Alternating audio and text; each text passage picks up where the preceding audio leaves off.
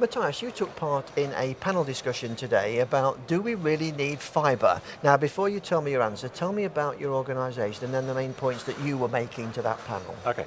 I'm the chairman of Cable Europe, which is basically the European organization of all cable operators like UPC, like Kabel Deutschland, like Virgin. So we are assembling the interests of the cable industry in Europe. And coming back to your question, do we really need fiber? I think fiber is everywhere, you know. Even the cable networks have a lot of fiber in their backbones. And fiber obviously will go very closer to the house incrementally, because the development of the download of broadband traffic will need that, you know.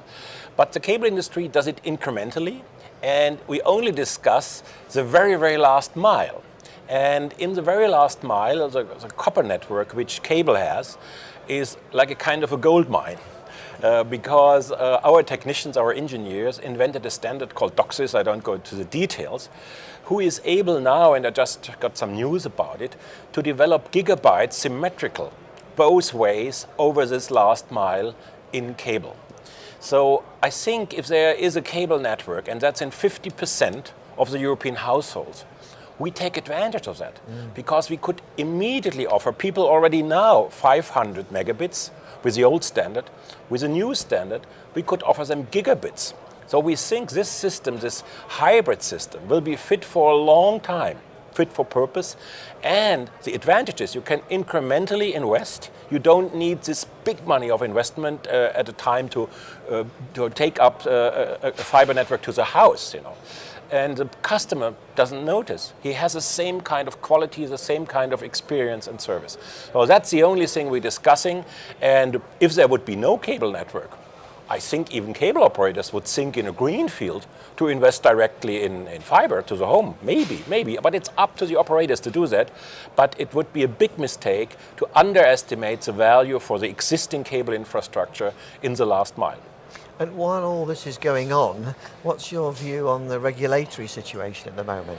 It hasn't been that bad because it's encouraged especially infrastructure-based competition. And cable, our members, are one of the main driving force for high-quality broadband in Europe. And our members benefit from this infrastructure competition.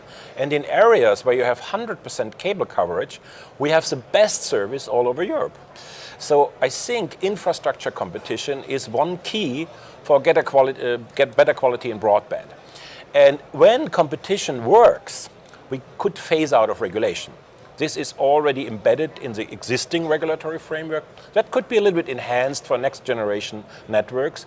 But you look market by market, but I think there is no longer a justification for regulation if this infrastructure competition has so fantastic results for the consumer. Yes, now you finish with the magic word, the consumer there. Sometimes we forget about the consumer. Yeah. What do you think matters most to them at the moment? I think consumers want to have a seamless experience, and they want to have a whole bundle of different services at a very reasonable price. And that's what cable operators can offer. You know, we have embedded Wi-Fi systems. We have embedded even content, even high quality content, in a triple play bundle. You know, so it's important not to think only about infrastructure. It's important to think about the services. And what we see right now is we are running ahead of the demand. You know, so we would like the politicians and the regulator and the EU Commission to look more on the side of the demand. What can we do to stimulate more the demand of new services? And that's a holistic view, I think, for Digital Europe. And we will deliver, I'm sure, we will deliver the best infrastructure broadband solution which is technically feasible. Yes, I mean, talking about the EU, what do you think is the one single thing they could do to help sort of deliver on this digital single market? Besides the demand stimulation and besides thinking about it, I think the regulation which they do should enable investment. I think that's a key issue because public money, public funding never can do the job. You know, most of the money is coming from private companies and from private investors. And they are very sensible on changes in the regulatory framework. So what we should do is to look on these private investors who, by the way, have delivered a great job in the past. It's not that they have done nothing, you know. They have delivered very good quality. And listen a little bit more what these investors want.